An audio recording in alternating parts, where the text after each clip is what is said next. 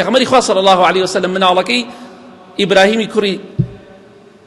تەمەنی مناڵ بوو بە منداڵی هێشتا شیری دەخوارد لە باوشی پێغەمبەری خوادا صلی الله عليه وسلم گیانی دەرچوو مرد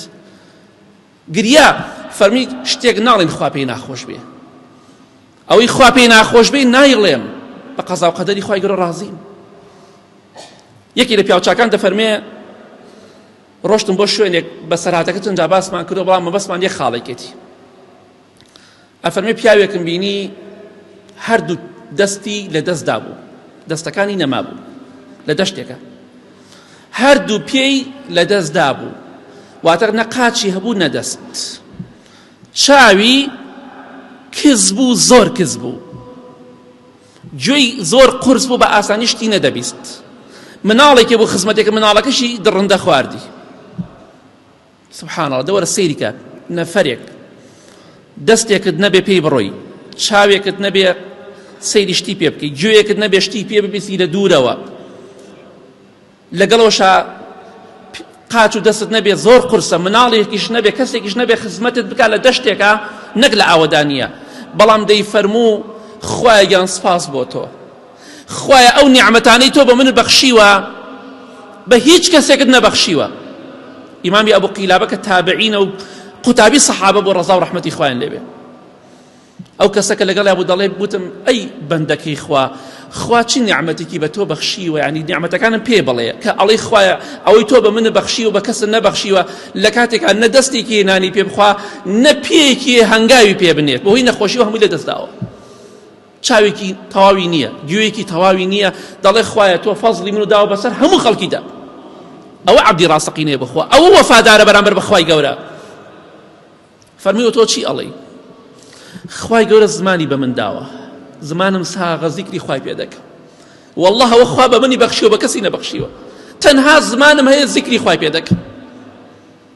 وتی واللهی ئەوە ئیماندارە بەندەی ڕاستەقینە ئەوەیە کە سولەیمان پێغەمبەر صلی الله عليه وسلم دەفەرمێ خوایە یارمەتیم بدەی بۆی بەردەوام سپاسی تۆ بکەم ئەمەیە لە کاتی خۆشی و ناخۆشیە سپاسی خوا بکەی. فەرمی واللهی ئەگەر خوای گەورە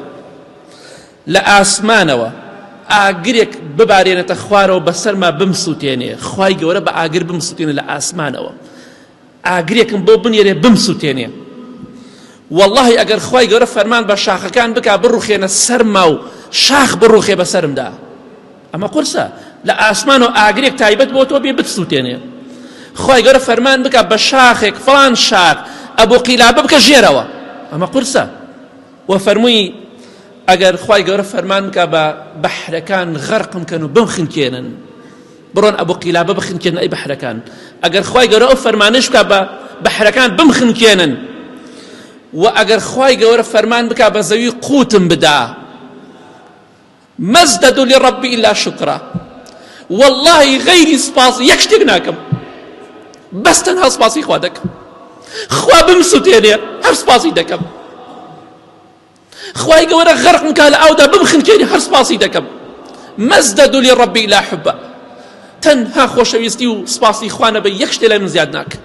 واللهی بخوا لە ناوم بەرێت بمباتە خوارە بە زەویدا هەر خۆشم دەوێت